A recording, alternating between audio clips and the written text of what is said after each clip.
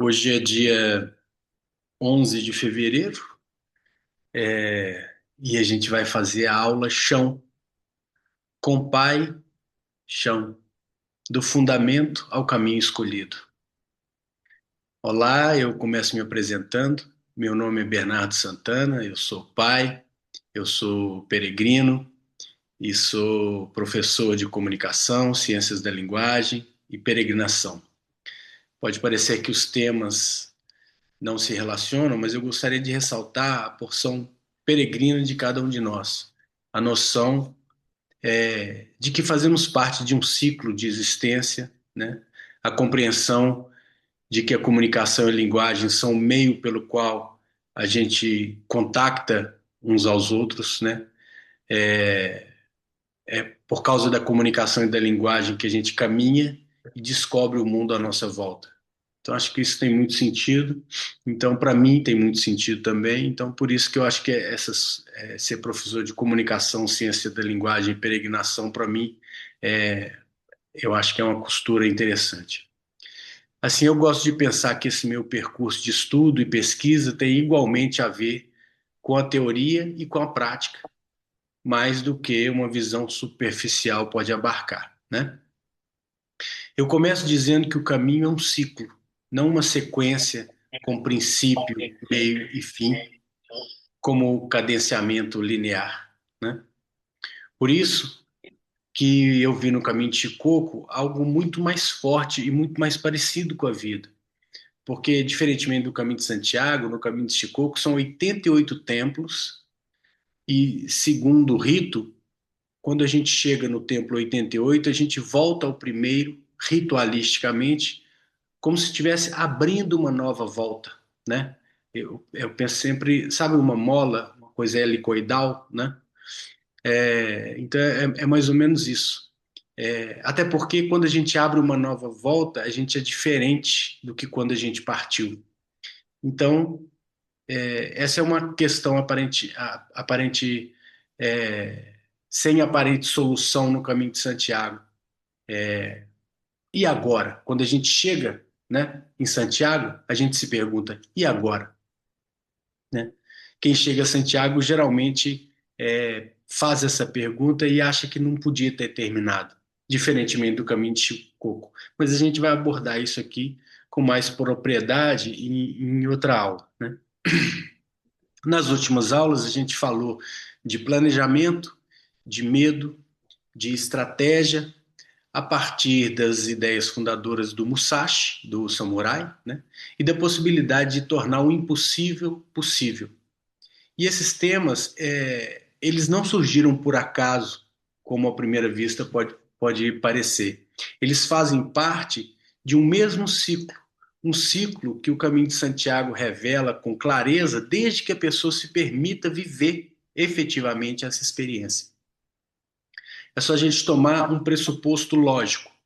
Um, planejar não elimina o medo. Dois, o medo não se atravessa sem estratégia. Três, a, a estratégia não se sustenta sem plano, ou seja, sem o chão, né? É por isso que o plano tem esse nome, né? O que é o chão? O plano, né? Compreendem como os temas estão ligados, costurados, né? Quando a gente vai falar de planejamento, de medo, de estratégia, de sustentação e do pé e do chão, né?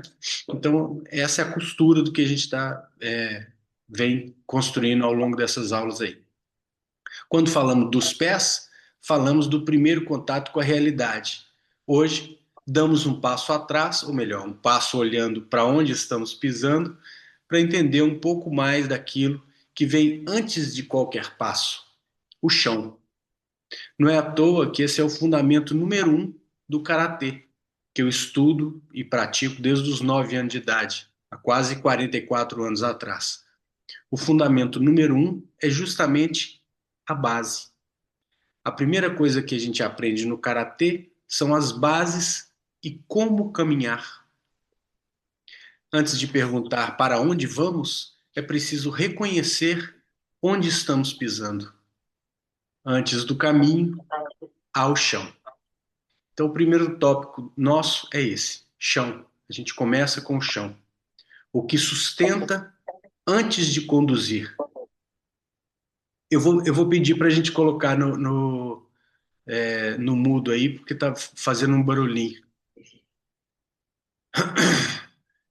Então a gente começa com o chão, o que sustenta antes de conduzir.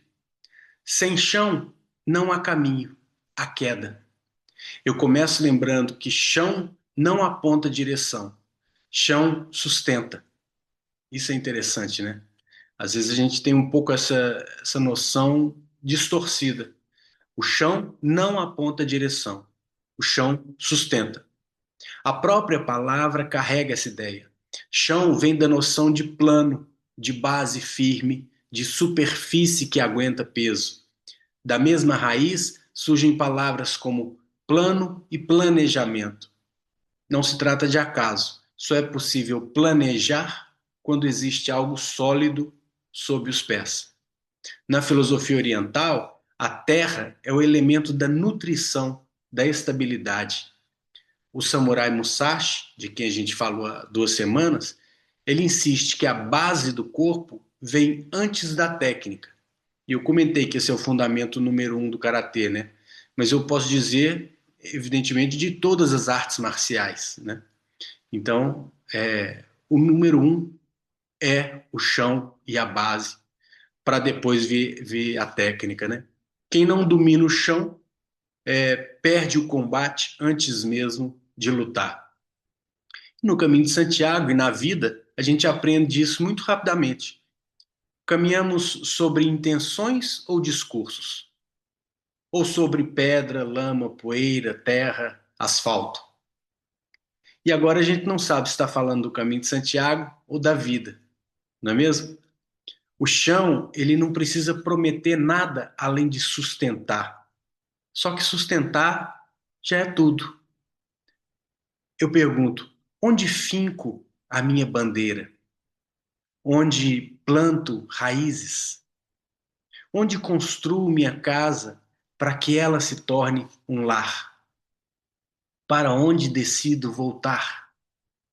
São perguntas que me falam da importância do chão. Atenção, chão é onde, mas também é quando. E agora eu vou tentar dizer por que que o chão também pode ser por quê. Segundo tópico, compaixão, com CH, né? Compaixão. A paternidade como fundamento simbólico.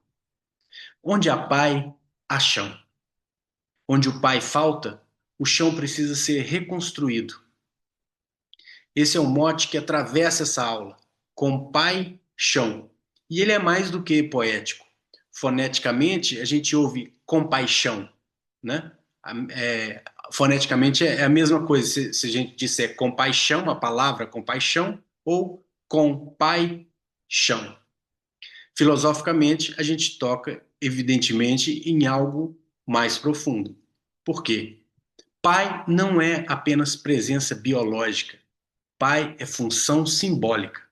É quem sustenta, orienta, limita e oferece referência para que o passo não afunde. Nesse ponto, ele cumpre até função de chão mesmo, né? E quando essa função é interrompida por abandono, violência ou alienação parental, não se perde apenas uma relação, perde-se o fundamento. O chão simbólico fica instável. Ainda é possível caminhar, mas o terreno muda. Se falarmos do caminho de Santiago, muitos caminham tentando reencontrar algo que não sabem nomear. E não é um destino. É um chão que faltou e que precisa ser reconstruído em movimento, ressimbolizado, né?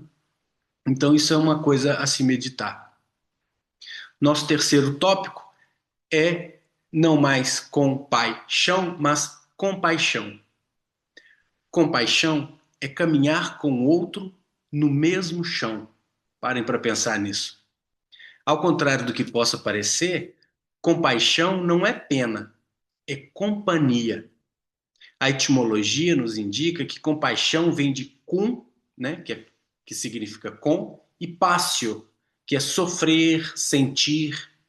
Então, compaixão não é sofrer pelo outro, é sentir com, sentir junto, compartilhar a mesma sensação do chão que o outro está pisando, que o outro está sentindo.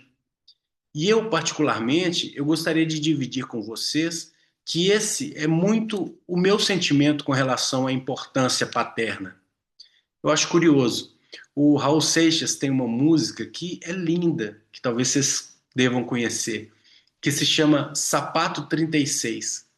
E o primeiro verso dessa música diz o seguinte: eu calço é 37, meu pai me dá 36. Dói, mas no dia seguinte aperto meu pé outra vez. Acho genial esse verso. O Raul ele trabalha no desenvolvimento da música justamente com a ideia de que o pai não percebe o chão do filho, o chão que o filho quer pisar, o chão que cabe o filho. E apresenta o embate geracional contrastando o número do sapato que o pai compra para caber no pé do filho. Ou seja, o chão que cabe ao filho, segundo esse pai, né? Então, ele argumenta nessa música o seguinte, eu vou abrir novamente aspas. Por que cargas d'água você acha que tem o direito de afogar tudo aquilo que eu sinto em meu peito? Aí eu abro um parênteses para chegarmos na compaixão, no sentir junto. O pai do Raul, segundo ele, não tem compaixão, ou seja, ele não sente junto. E ele termina a estrofe dizendo: você só vai ter o respeito que quer na realidade no dia em que você souber respeitar a minha vontade. Vou ler a estrofe inteira para vocês terem uma noção do todo dessa estrofe, que eu acho interessantíssimo, esse verso inteiro. Por que cargas d'água você acha que tem o direito de afogar tudo aquilo que eu sinto em meu peito? Você só vai ter o respeito que quer na realidade no dia em que você souber respeitar a minha vontade. Interessante, né? E o verso que encerra essa contenda para o Raul Seixas é também lindo. Vou abrir aspas novamente. Pai, já estou indo-me embora. Quero partir sem brigar, pois eu já escolhi meu sapato que não vai mais me apertar, que não vai mais me apertar, ele repete. Gostaria de salientar que a filosofia oriental sempre rejeitou a ideia de um despertar solitário. A humanidade não se constrói no isolamento, mas na relação, né? Confúcio chamava isso de ren. Eu não sei se como no japonês, a gente lê, deveria ler len, apesar de escrever ren, igual a gente, possivelmente sim. Possivelmente, foneticamente, eu deveria dizer len e não ren, mas escreve R-E-N. O que vem a ser isso? A virtude que nasce do cuidado concreto com o outro. O que é isso senão a própria compaixão, né? Perceba, a virtude que nasce do cuidado concreto com o outro. Bonito isso, né? Levando para um aspecto mais prático da peregrinação, no caminho, isso é vivido sem discurso. Os peregrinos se ajudam porque reconhecem a dor, não por teoria nesse caso, né? Mas por experiência. Todos pisam o mesmo chão, o peso da mochila é comum, a bolha é comum, a dor lombar é comum, a fascite plantar é comum, o medo é comum, as aflições frente ao desconhecido. Quer dizer, a dor do outro não é abstrata, é familiar. Então é fácil você se conectar à dor que lhe é familiar, não é isso? Caminhar junto não é dividir o mesmo caminho, é tipo um pedacinho para cada um. Caminhar junto é compartilhar o mesmo chão. Olha que interessante. Pensar dessa forma em compaixão e em caminhar junto. Ser sinônimo, nesse caso, de compaixão. Agora, o quarto tópico é queda. Antes de prosseguir com esse quarto tópico, eu aproveito para indicar um livro Já que eu já falei uma música, eu vou indicar um livro maravilhoso que tem tudo a ver com o que a gente está tratando aqui. Até o título. O livro se chama A Queda, As Memórias de um Pai em 424 Passos. É um livro do Diogo Mainardi, que é um dos livros mais interessantes que eu já li. Eu indico firmemente, fortemente. Quem puder, compra esse livro e lê. Esse livro é surpreendente. Se eu tiver que escolher uma palavra para esse livro, é essa: surpreendente. O livro se chama A Queda, As Memórias de um Pai em 424 Passos. E, curiosamente, tem tudo a ver com essa aula de hoje aqui. Depois da dica, uma pergunta: o que seria a queda se não um convite à consciência? Se pensarmos bem, toda queda é um encontro violento com o chão. Pode-se dizer, inclusive, que a queda é quando o chão ensina mais do que o caminho. Já pararam para pensar nisso? A gente pode até ter a impressão que cai no vazio, mas a verdade é que a queda é contra o chão. Ou seja, é uma chamada à consciência, é o ápice da atenção plena, né? Para a filosofia oriental, errar não é fracasso moral, é aprendizado. Daí eu pergunto: quem pune? É o chão ou a falta de atenção ou desleixo no nosso passo? Daí a gente pode fazer um paralelo com o pai mais uma vez. Mostra limites, educa o passo, corrige excessos, exige presença. E agora eu poderia estar falando da importância do pai ou do chão. Você pode escolher. É claro, é claro que eu digo isso se o pai assume a paternidade em seu sentido mais próprio, né? É interessante perceber que o campo semântico da palavra paternidade, em sua origem indo-europeia, que vem de pater, tem em seu bojo as ideias que se relacionam a fundamento, origem, proteção e transmissão. O que quer dizer que a etimologia nos mostra que a função paterna não é apenas gerar vida, mas embasar, dar base, formar o chão, sedimentar o lugar do apoio. Então, eu acho isso de uma beleza incrível, essa origem etimológica de paternidade, né? E eu acho que tem tudo a ver com os fundamentos filosóficos do que efetivamente representa ou deveria representar.